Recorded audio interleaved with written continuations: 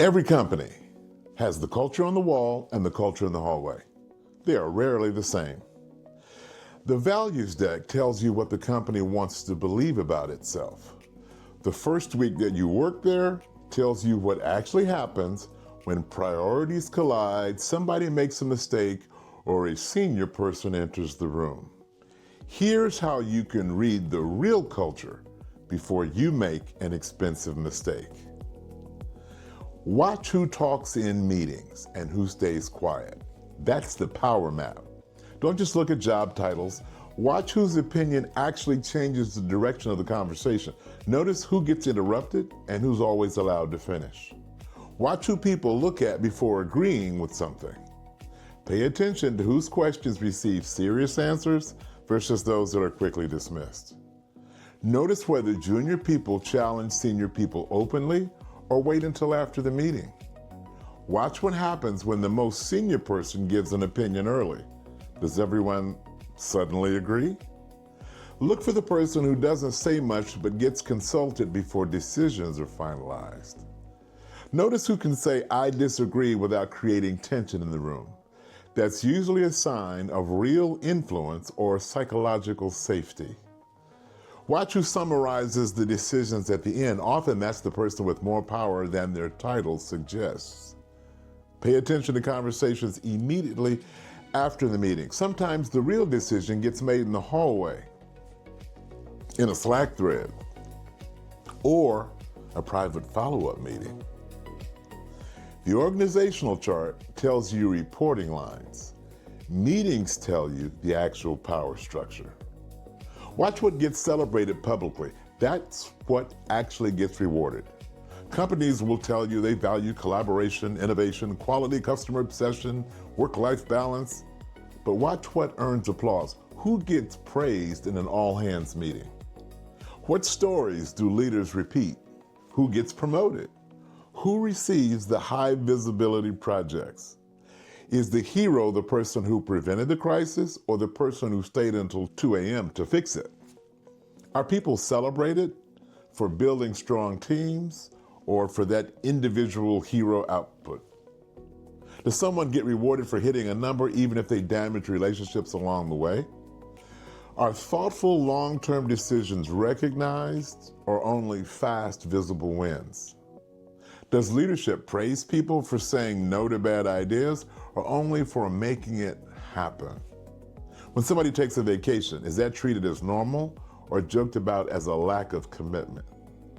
Listen to the legends inside the company. Every organization has stories about the people who succeeded there. Those stories teach employees how to behave. Don't listen only to the stated values, follow the incentives.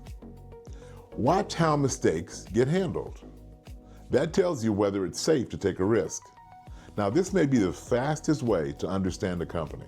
When something goes wrong, does the first conversation start with "what happened" or "whose fault was this"?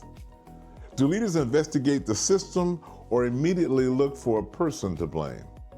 Can someone admit, "I made the wrong call" without damaging their reputation? Are mistakes discussed openly so that everybody can learn from them? Or do people quietly hide problems until they're impossible to ignore? Watch whether bad news travels upward quickly or gets softened at every level. Notice whether leaders punish the person who surfaces a problem that they didn't create. Listen for phrases like, "who approved this?" versus "what do we need to change?" See whether retrospectives actually produce changes or are just ceremonial meetings. Pay attention to small mistakes, not just major failures. People reveal the culture more naturally when mistakes seem low. If everyone is constantly protecting themselves with screenshots, email trails, per my last message, that's information too. A company that punishes every mistake eventually teaches people how to hide their mistakes. And hidden mistakes become expensive mistakes. Watch calendars. Where the senior people spend time is where their priorities are. A company's stated priorities might live in a strategy deck, but its real priorities live on calendars. If leadership says customers are everything, How much time do executives actually spend with customers? If talent development is supposedly important, are managers regularly having one-on-ones with everybody? If transformation is mission critical, are senior leaders personally attending the meetings? Watch which meetings are impossible to move and which ones constantly gets canceled. Notice what gets 30 minutes and what gets 3 hours. Look at who receives access to senior leaders. Are executives spending their time reviewing details, firefighting, recruiting, selling, coaching, or thinking about strategy? Does every decision require a senior person's approval? That may signal a low trust or a highly centralized culture. Are managers booked back to back to back to back all day? That can tell you something about how much space the organization gives people to think. Does the company protect focus, time, or is it constant availability considered commitment? When priorities supposedly change, watch whether calendars change too. If the meetings stay the same, the priorities probably haven't changed. Time is one of the hardest resources to fake. Where leaders spend it tells you what really matters. Now, watch how information moves. Who knows what's happening before everything else? Are important decisions documented, or do you have to know the right person to understand what's going on?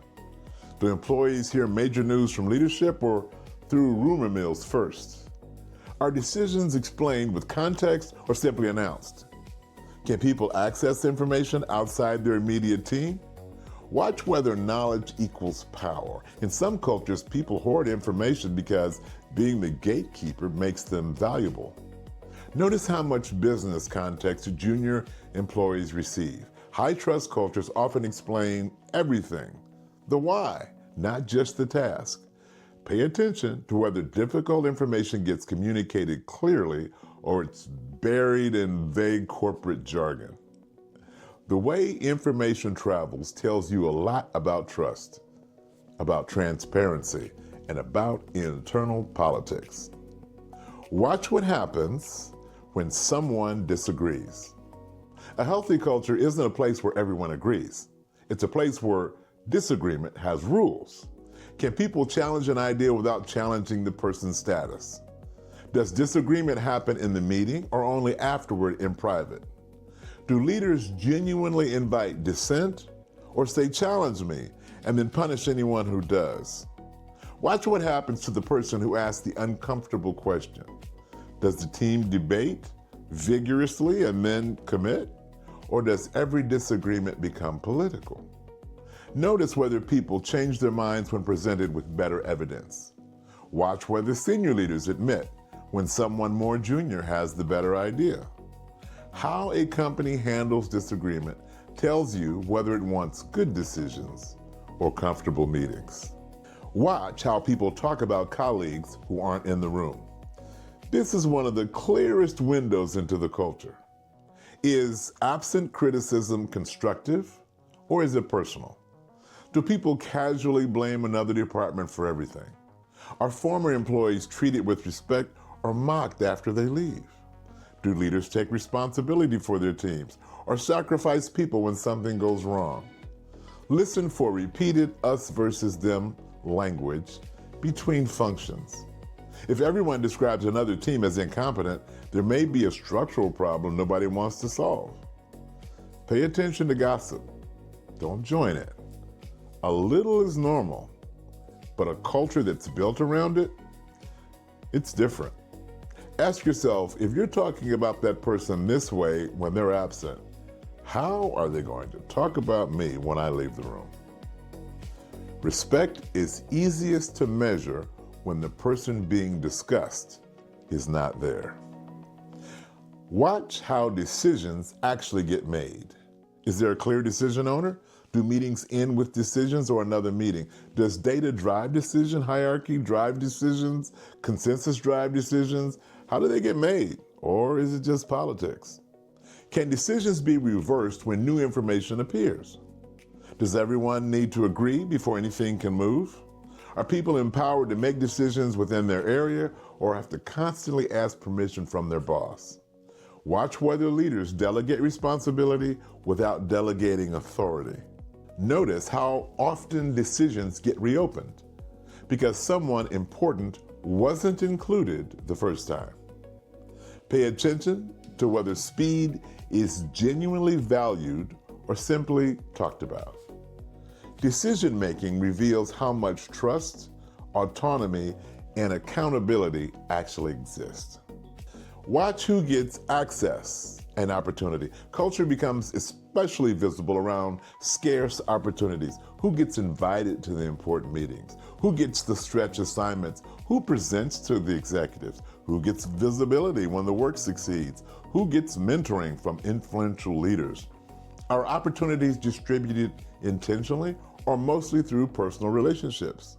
Do the same few people get high-profile assignments? Watch what happens to strong performers. Are they developed or just get more work?